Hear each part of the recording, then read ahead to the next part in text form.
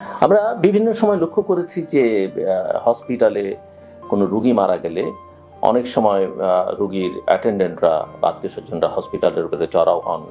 তারা হসপিটালের যে ফিজ সেটা দিতে চান না, বিল যেটা হয় সেটা দিতে চান না। অনেক সময় ভাঙচুরও করা হচ্ছে। অতীতে এইসব ঘটনা আমরা দেখেছি এবং সেগুলো খুবই দুঃখজনক। এভাবে তো চিকিৎসা কার্যক্রম চলতে পারে না। একটা হসপিটাল, একটা চিকিৎসালয় চলতে পারে না। যাই হোক, সেই প্রসঙ্গে না যাই, অনেক সময় তৃতীয় মাত্রা এগুলো নিয়ে আলোচনা হচ্ছে। তো এই বাচ্চাটি মারা যাবার পরে তার আত্মীয় স্বজনরা হসপিটাল কর্তৃপক্ষকে বিল যেটা হচ্ছে সেটা কমাবার জন্য অনুরোধ করলেন এবং যতদূর আমি জানলাম যে অর্ধেক বিল তারা কমিয়ে দিয়েছে। অনেক সময় সেটা হসপিটাল করে কেউ মারা গেলে এবং তাদের আর্থিক অবস্থা যদি ভালো না থাকে। এই আলোচনা করবার মাঝখানেই রোগীর অ্যাটেন্ডেন্টরা একটা ফোন এনে ধরিয়ে দিলেন হসপিটালের ডিরেক্টরকে এবং সেই ফোনটি একজন বহুল আলোচিত সমন্বয়কের, যিনি ইতিমধ্যেই এই রাজনৈতিক নেতায় পরিণত হয়েছেন, একটি রাজনৈতিক দলের নেতৃত্ব আছেন, নতুন রাজনৈতিক দলের। তিনি ফোন করে খুব ধমক দিচ্ছেন, এদের থেকে কোনো টাকা নেওয়া যাবে না, বিল নেওয়া যাবে না। তো হসপিটালের ডিরেক্টর বলছেন যে আপনি এইভাবে কথা বলছেন কেন? আমরা তো নিয়মের মধ্যে থেকে যেটা সম্ভব, এবং আমরা হসপিটাল চালাবো কিভাবে, ডক্টরসদের এই যে বেতন ভাতা, স্টাফদের সেটা কিভাবে দেখবো, ঔষধের পয়সা কোথেকে দেবো, এগুলো বলবার পরে ওই নেতা বা সমন্বয়ক, অত্যন্ত পরিচিত মুখ, তিনি বলছেন আমার সঙ্গে 5 তারিখের পরে এইভাবে কথা বলে না কেউ, আপনি এভাবে কথা বলছেন কেন? আমার কথা শুনবেন, আমার কথা চলবে, না হলে আপনার হসপিটালকে ভেঙে ফেলা হবে, উড়িয়ে দেওয়া হবে, ব্লা ব্লা ব্লা, আমি এখনই লোকজন পাঠাচ্ছি। এরপরে ওখানে একজন সামরিক কর্মকর্তা ওই হসপিটালে কাজ করেন, ডিরেক্টর, সেই সামরিক কর্মকর্তাকে, রিটায়ার্ড সম্ভবত, তাকে ধরিয়ে দিলেন ফোনটা এবং ওই সমন্বয়ক বা ওই রাজনীতিক এখন তার সঙ্গে ওই একই সুরে, ধমকের সুরে কথা বললেন এবং এরকম একটা উত্তপ্ত পরিস্থিতি। পুরো হসপিটাল কর্তৃপক্ষ, চিকিৎসকরা, নার্সেসরা একটা নার্ভাসনেসের মধ্যে পড়ে গেলেন। এটা মোটেই কাঙ্ক্ষিত নয়। এই যে মব জাস্টিস, এই যে অ্যাটিটিউড, অ্যাপ্রোচ, এগুলো অ্যাকসেপ্টেবল নয়। শেষ পর্যন্ত অবশ্য পরিস্থিতি কোনোভাবে হসপিটাল কর্তৃপক্ষ রোগীর স্বজনদের সঙ্গে কথা বলে ফয়সালা করেছেন, যেটুকু তারা ছাড় দিয়েছেন, বাকিটা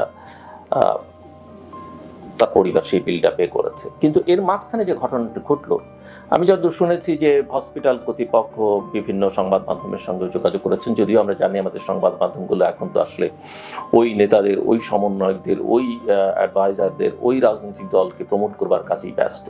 কেন সেটা করছেন সেটা তারাই জানেন, কতটা যৌক্তিকভাবে করছেন, কতটা নিজেদেরকে রক্ষা করবার জন্য করছেন, একেবারে প্রধান সারির গুরুত্বপূর্ণ সংবাদপত্রগুলো এটা করছেন। অন্য সময় তারা এটা করবেন কিনা, অন্যান্য রাজনৈতিক দলগুলোর ক্ষেত্রে এটা করেছেন কিনা, অনেক প্রতিষ্ঠিত পুরনো রাজনৈতিক দলগুলোর ক্ষেত্রে তারা এই কাভারেজ দেন কিনা, সেটা একটা বিবেচনা তারা রাখে। তো বাংলাদেশের রাজনীতি নষ্ট করবার ক্ষেত্রে আমাদের সংবাদ মাধ্যমের একটা গুরুত্বপূর্ণ ভূমিকা আছে। তো এই যে সমন্বয় যার কথা আমি বলছিলাম, বা যাদের কথা আমি এর আগেও বলেছি, অনেক তথ্য প্রমাণের কথা আমি বলেছি, এরা এগুলো করছে এবং এগুলো করে আসলে নতুন রাজনৈতিক দল করতে গিয়ে তারা যে সুবিধা করতে পারবে না, মানুষের যে জনসমর্থন তারা আদায় করতে পারবে না, এগুলো তার লক্ষণ। তাদের বডি ল্যাঙ্গুয়েজের মধ্যে এক ধরনের সমস্যা তৈরি হয়েছে এবং যাকে নিয়ে বলা হচ্ছে তাকে নিয়ে কিন্তু এর আগেও তার বিরুদ্ধে কথাবার্তা বিভিন্ন জায়গায় ছড়িয়েছে, সামাজিক যোগাযোগ মাধ্যম, এমনকি মেইন স্ট্রিম মিডিয়া, তো কোনো টেলিভিশন স্টেশনে গিয়ে একই কাজ করা, কোনো একজন বড় শিল্পপতির অফিসে গিয়ে একই ধরনের ঘটনা করা এবং পরে সেগুলোকে নানাভাবে কাভার করার একটা চেষ্টা। সো এই অবস্থার পরিত্রাণ আমরা চাই এবং সেটা আসলে সরকারকে নিশ্চিত করতে হবে। অন্য আরেকটা বিষয় আপনারা নিশ্চয়ই লক্ষ্য করেছেন যে সাম্প্রতিক সময়ে ফেসবুকে ছড়িয়ে পড়া একটা ভিডিওতে বৈষম্য বিরোধী ছাত্র আন্দোলনের রংপুর মহানগরের মুখপাত্র নাহিদ হাসান, নামটা পত্র পত্রিকায় এসে আমি সে কারণে উল্লেখ করলাম, আগের যাকে নিয়ে আলোচনা করলাম তার নামটা আমি উচ্চারণ করলাম না, কিন্তু অনেকে হয়তো বুঝবেন, ইচ্ছা করি আমি উচ্চারণ করলাম না। সো মুখপাত্র রংপুরের এই নাহিদ হাসান খন্দকারের বিরুদ্ধে চাঁদাবাজির অভিযোগ উঠেছে। ভিডিওতে নাহিদকে পার্ক এবং বালু উত্তোলন সংক্রান্ত বিষয়ে কথা বলতে শোনা যায়। অভিযোগ অনুযায়ী তিনি পার্ক পরিচালকের কাছ থেকে 1 লক্ষ টাকা দাবি করেন এবং প্রশাসনের ভয় দেখান। তবে নাহিদ এই অভিযোগ অস্বীকার করে জানান এটি রাজনৈতিক ষড়যন্ত্রের অংশ। সংগঠন থেকে তাকে কারণ দর্শানোর নোটিশ দেওয়া হয়েছে এবং তদন্ত সাপেক্ষে ব্যবস্থা নেওয়ার আশ্বাস দেওয়া হয়েছে। রংপুরের পুলিশ সুপার বিভিন্ন সংবাদ মাধ্যমকে জানিয়েছেন যে কানাডা প্রবাসী এক ব্যক্তি ইকো পার্ক নির্মাণে চাঁদাবাজির অভিযোগ এনেছিলেন, তবে আনুষ্ঠানিকভাবে অভিযোগ দায়ের করেনি। সংগঠনের অন্য নেতারা জানাচ্ছেন যে ঘটনাটি খতিয়ে দেখা হচ্ছে এবং প্রমাণ পাওয়া গেলে সাংগঠনিক ব্যবস্থা নেওয়া হবে। জাতীয় নাগরিক পার্টি বা ন্যাশনাল সিটিজেন্স পার্টির যে আত্মপ্রকাশ এবং বিতর্ক, এ নিয়ে আমি আগেও কথা বলেছি, ভবিষ্যতে হয়তো কথা বলতে হবে। যে নতুন রাজনৈতিক দল জাতীয় নাগরিক পার্টি এনসিপি গত শুক্রবার রাজধানীর মানিক মিয়া এভিনিউতে একটি বিশাল সমাবেশের মাধ্যমে আত্মপ্রকাশ করে। তবে ওই সমাবেশ নিয়ে বিতর্ক উঠেছে, কারণ বিভিন্ন জেলায় সরকারিভাবে বাস রিকুইজিশন করে সমর্থকদের ঢাকায় আনা হচ্ছে বলে অভিযোগ উঠেছে। সামাজিক যোগাযোগ মাধ্যমে আমরা সেই অভিযোগ দেখেছি, পত্রপত্রিকায়ও সেই অভিযোগ এসেছে। একজন সাংবাদিক এবং ইউটিউবার, আপনারা জানেন, দেশের অত্যন্ত পরিচিত সাংবাদিক ডক্টর কনক সরোয়ার, যিনি বিদেশে থাকেন, তিনি দাবি করেন যে পিরোজপুর জেলা প্রশাসকের অফিস থেকে 5টি বাস রিকুইজিশন করা হয় এবং অন্তর্বর্তী সরকারের মদদে এই দলটি গঠিত হয়েছে। সামাজিক যোগাযোগ মাধ্যমে ছড়িয়ে পড়া একটি সরকারি আদেশ অনুযায়ী বাসগুলো এনসিপির পিরোজপুর প্রতিনিধি মুসাব্বির মাহমুদ সানির কাছে বুঝিয়ে দেওয়া হয়। এমনকি দেশের প্রায় 26টি জেলা থেকে একই ধরনের রিকুইজিশনের খবর পাওয়া গেছে। এ বিষয়ে এনসিপির বর্তমান সরকারের অন্তর্বর্তী সরকারের প্রধান উপদেষ্টা প্রেস সচিব মিস্টার শফিকুল আলম গণমাধ্যমকে বলেছেন যে অন্তর্বর্তী সরকারের এতে কোনো ভূমিকা নেই।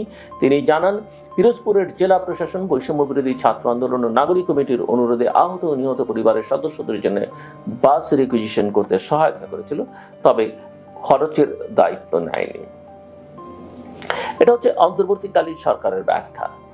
সরকারি হস্তক্ষেপের অভিযোগ নাকচ করে অন্তর্বর্তী সরকারের পক্ষ থেকে যেটা বলা হচ্ছে সেটা হচ্ছে যে সরকার সব দলের জন্য সমান সুযোগ নিশ্চিত করতে কাজ করছে। নির্বাচনী রোডম্যাপ প্রসঙ্গে প্রেস সচিব মিস্টার শফিকুল আলম জানান, ডিসেম্বরের মধ্যে নির্বাচন আয়োজনের পরিকল্পনা রয়েছে, তবে রাজনৈতিক দলগুলোর দাবির ভিত্তিতে কিছু সংস্কার হলে তা আরো 3 মাস পিছিয়ে যেতে পারে। এমন একটা সময় দলটা গঠিত হলো যারা সরকারের সঙ্গে সংশ্লিষ্ট, যখন আইন শৃঙ্খলা পরিস্থিতির খুবই খারাপ অবস্থা। রমজান মাস শুরু হয়েছে, দ্রব্যমূল্যের পরিস্থিতি লাগামহীন। রমজান মাসে নিত্য প্রয়োজনীয় পণ্যের দাম সহনীয় রাখতে সরকার বিভিন্ন পদক্ষেপ গ্রহণ করেছে। বাণিজ্য মন্ত্রণালয়, জাতীয় রাজস্ব বোর্ড, বাংলাদেশ ব্যাংক এবং ট্যারিফ কমিশনের যৌথ প্রচেষ্টায় বেশিরভাগ পণ্যের দাম গত বছরের তুলনায় সহনীয় অবস্থানে রয়েছে। সরকারের পরিকল্পনা অনুযায়ী এগুলো সরকারের দাবি, তেল সহ গুরুত্বপূর্ণ পণ্যের সরবরাহ বৃদ্ধি করা হবে যাতে বাজারে স্থিতিশীলতা বজায় থাকে। সো আমরা যদি আজকের এই আলোচনাটাকে আমি কনক্লুড করতে চাই, এভাবে করা যেতে পারে যে বর্তমান রাজনৈতিক এবং সামাজিক পরিস্থিতিতে ছাত্র সংগঠন এবং নতুন রাজনৈতিক দলগুলোকে ঘিরে নানা বিতর্ক তৈরি হচ্ছে। একদিকে ছাত্র সংগঠনের নেতাদের বিরুদ্ধে চাঁদাবাজির অভিযোগ উঠেছে নতুন ছাত্র সংগঠন, অন্যদিকে নতুন রাজনৈতিক দলের আত্মপ্রকাশকে কেন্দ্র করে সরকারি পৃষ্ঠপোষকতার অভিযোগ সামনে এসছে।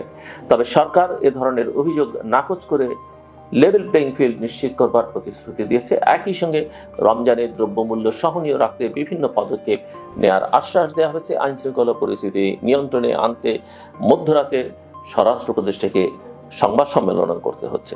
পরিস্থিতির আমরা উন্নতি চাই যে কোনোভাবে। আমরা